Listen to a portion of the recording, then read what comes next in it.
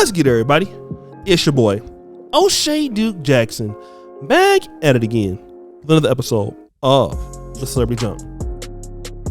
So guys, reality shows are what they are. I believe they are scripted, but obviously there's some truth in outcomes that happen on reality shows. We've seen it on The Real Housewives of Atlanta, that these people actually break up and then they marry other people on the show, and it becomes real life, right?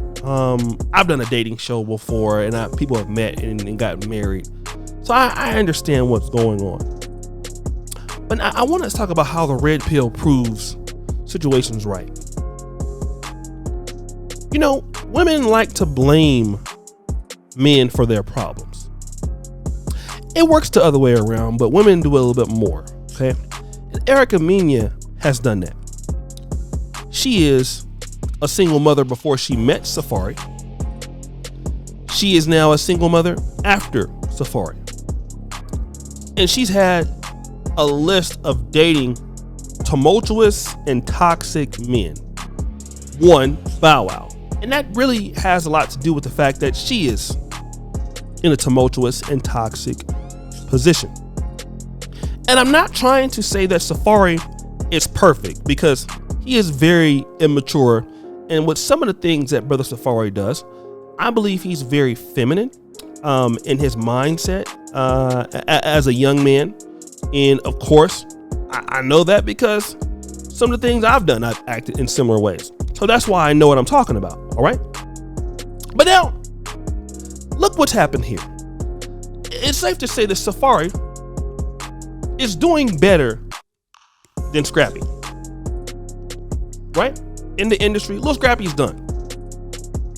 When you have to come on to the reality shows and things like that, pretty much it's a means to an end. All right? Now, who is Mena dealing with now? Now, remember this. Scrappy and Bambi recently split. His lovely wife with the blonde weave of 5 years. They got 3 kids together. He had a kid before. Now, who is he dealing with? Mena. That's the rumor on the street. Now, remember, he consoled her when she was crying about that $4,300 a month. Oh, he consoling her, all right. Now they're gonna be together. Now, Mena, listen to this. She was talking about how her life is free, things are gonna get better. Who is she dealing with?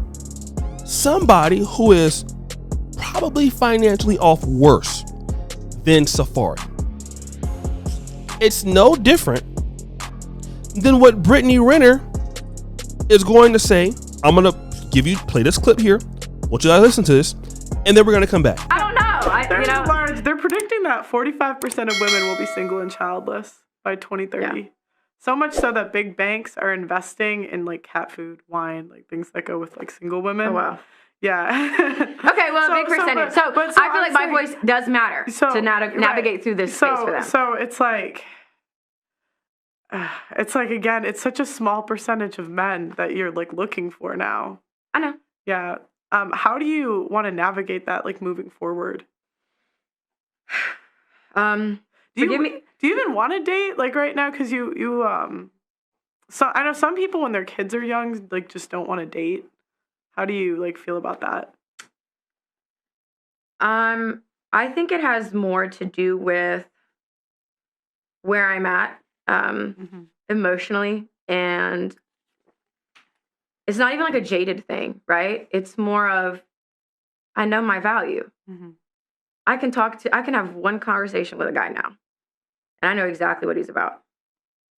So most of the guys that have presented themselves in front of me just want to fuck me. I'm not interested in that. Mm-hmm. And I'm going to keep an open mind, and I'm going to keep an open heart. But I know by how a man approaches me, how he speaks to me, mm-hmm. I know that there's that he wants more with me. It is just, I know. So that's where I'm like, I'm not going on dates right mm-hmm. now. I'm not talking. I don't have somebody that we talk every few days, every day. I have no masculine energy besides like my family, our family friend Jerry. I have no masculine energy in my sphere, in my bubble. I don't, because I think I've focused on men and just dick in general for a very long time. And now I'm just going to get to the business. I understand that the window, the percentage, it's changed a lot from when I was 22.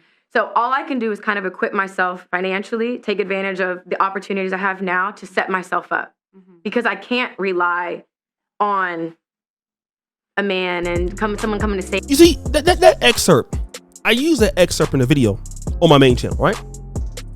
This is still very important, because she said, you know what? The opportunities are not there anymore. I'm not 22. I see the difference. In other words, I feel like I'm hitting the wall.